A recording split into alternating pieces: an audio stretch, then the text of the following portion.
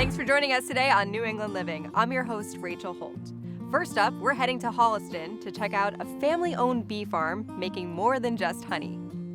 Andy Ruseska started the Boston Honey Company with a passion for bees and the environment. You've been doing this for over 2 decades. How did you get into this? I'm formally trained as a chef. I started a commercial house painting business. There was a couple colonies at the client's house, and I was fascinated. I was looking at that time to get back into the food business. Decided to get a colony the following year in 1996 with the focus of learning everything I could know about bees, and in 2000 I went full-time. Since then, Andy has set up apiaries across Massachusetts, New York, and Georgia, with over 150 colonies just on his Holliston farm alone. How many bees are there in a colony, if you can give me a rough estimate? That is usually the #1 question we're asked. It all depends on the time of year. During honey production, there's probably about 60,000. And then in the fall, it could drop to about 30 or 40,000. So you have a queen, a worker bee, and a drone. The queen will lay anywhere from 1,000 to 2,000 eggs a day based on her fertility. If she's a high quality queen and she's young, she can produce a lot of eggs. The honeybee wants to hoard as much honey as possible. So what we do is we'll give the colony space. The honeybee will recognize that space, and as long as the environment and the resources in the environment are there, the honeybee will gather that and will store it. Really, we're harvesting the excess honey of the honeybee colony. Is the honey here a little different, given where you are? I think eastern Massachusetts and the honey we produce is some of the finest honey in the country. It's just very, very floral. The black locust and basswood that we have and the European buckthorn, those floral sources are really not found in other parts of the country. Give me an idea of how much honey you produce here. It varies within the year. About 2 years ago, we made 400 drums of honey, which is about 270,000 pounds of honey. I'm trying to wrap my mind around that. That is a lot of honey. It's a lot of honey. It's a good crop. It takes a lot of bees and it takes a lot of forage. Andy, how do we get from a hive to then something that I can put on my plate? We take the surplus honey off the colony. We bring it to our facility here in Holliston. We extract it. We store the honey. Beeswax, which is the byproduct of extracting honey, will be rendered down and turned into beeswax candles. Every component of the colony is utilized for the consumer. I'm excited and I'm also scared to ask, what are you gonna have me doing today? We can go out in the bee colony, see if we can find a queen, and then we'll go through the colony and we'll see the health and the status of that colony. So what we're gonna do is we're gonna pop a cover and check for queen rate and see the overall health and strength of the honeybees. Okay. So really the first thing what you do is when you're looking at a colony, you just give them a little smoke, right? And what does that do? It calms them, it sort of focuses them. How many bees did you say are in each hive? This is a pretty big colony. Yeah? Probably about 30, 40,000 in there. So this is just a frame, there's nectar in here, see all the nectar? This is a drone.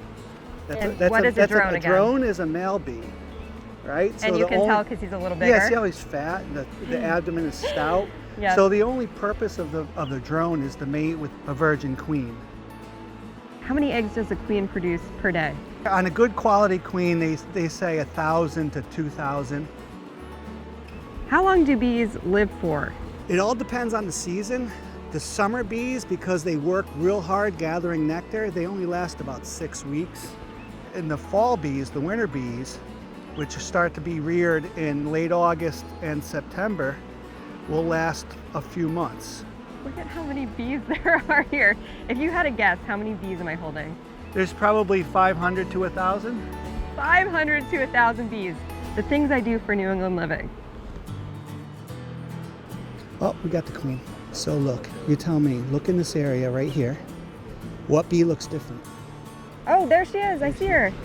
She's a lot bigger. Yeah. And when you're looking at this hive and all of the bees that are in here, it is so fascinating that there is just one queen bee in charge of it all. It is fascinating, and as a unit they work in harmony, taking care of the whole colony and the survival of the species. And so what we're looking at when we generally do an inspection, we make sure that the colony is healthy, is functioning, that they have adequate resources, that they're bringing in pollen. There's a nectar flow on, so we look for weight, we lift the boxes, make sure they're heavy, they have enough resources to take care of them, and make sure we put honey supers on them so we can get a crop of honey. And when will you start extracting honey from here? Once we have the supers full, we generally start to pull the honey. We pull it in late July through August into September.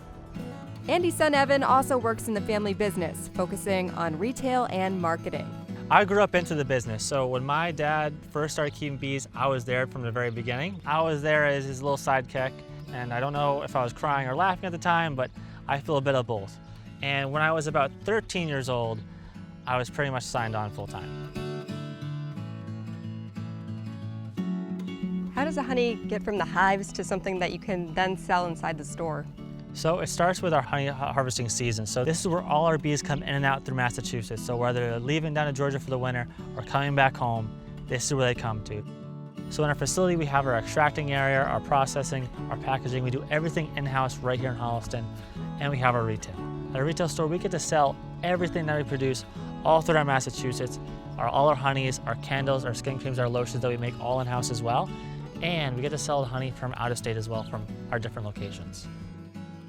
Honey is one of the few foods that does not have an expiration date. So even after we've extracted all the honey and processed it, we can put it into storage and have it last for years.